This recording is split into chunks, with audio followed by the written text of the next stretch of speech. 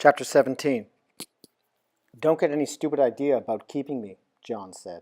Just because I did that stuff for you, filling the dog's dish and sweeping the porch, don't think you can keep me and make me be your slave. They stopped briefly on the path through the park to let Toby sniff a bush and raise his leg. I appreciated that, the woman told him, the sweeping. It's hard for me because my shoulders are stiff. It was lovely to have help. Come on, dog. John tugged at the leash and Toby moved to his side obediently. The police would come if you tried to kidnap me, he pointed out. They'd have sharpshooters with rifles. They'd be behind every tree aiming at your house. A guy would say into a microphone, "Let the boy go." Goodness, that would cause some excitement in our quiet little neighborhood, wouldn't it? She pointed to a wooden bench. Shall we sit down for a moment? I get a little tired. She arranged herself on the park bench and Toby settled himself at her feet.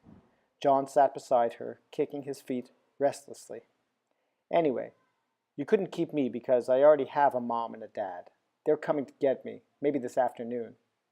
He curled his hand into a spyglass and looked through it toward a squirrel at the foot of a nearby tree.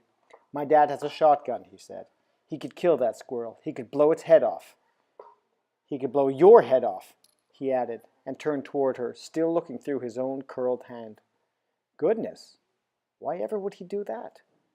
Well, maybe he wouldn't. But if he found out you were mean to me or something, then he'd come all the way from California with his gun. I'd call him, he added. I know how. He told me. You just call me if you need me, any time. That's what he said. So you know your father's number in California? The little boy shrugged. I don't need to. I just call that guy on TV, the Verizon guy. Oh, I see. It would cost a whole lot, and you'd have to pay. If you don't pay your phone bill, they keep calling to remind you. And if you still don't pay, then they turn your phone off. Then how are you supposed to get a job or anything? The woman chuckled. She gathered her purse and sweater and stood. Come, Toby, time to go home, she said.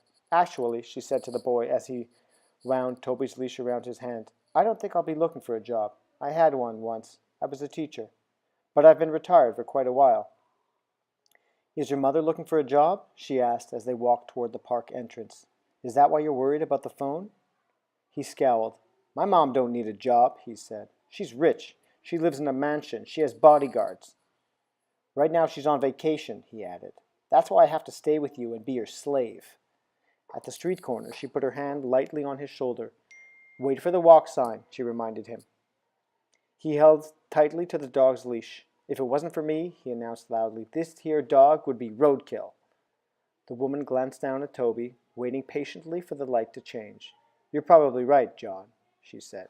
He's just a mutt, though. The walk light flickered on, and they crossed the street. Not worth anything. What did you pay for him? You probably got robbed. The woman laughed. She looked down again at the scruffy mongrel with his mottled fur and ragged ears. Actually, I didn't pay anything for him, she explained. I found him on my porch, freezing one winter morning. He was just a puppy that somehow had mistreated and then abandoned. But he's worth a lot to me, John. He's my closest friend. They approached the little house and the woman took out her key to the back door. Here we are, Toby. In you go. Opening the door, she unhooked his leash and the dog dashed inside to check his bowl. The little boy followed, his untied sneaker laces flapping on the hall floor. I might kidnap him, he announced. You'd have to pay $1,000 to get him back, or else I'd kill him and mail you his ears. You hear that, Toby? You're in danger, the woman said, looking down at the dog, who was lying on the kitchen floor beside his bowl. He looked up with his moist brown eyes, then yawned. His tail thumped once on the floor. Why don't you give him a biscuit, John? He behaves so nicely on our walk. I'd like to give him a little reward from time to time. She pointed to the ceramic container with a molded bulldog on its lid. They're in that jar. The little boy took out a bone-shaped biscuit, felt its shape with his fingers, considered briefly, and then gave it to the dog, who accepted it with an eager gulp. Don't get used to this, John said to Toby, because I'm out of here tomorrow.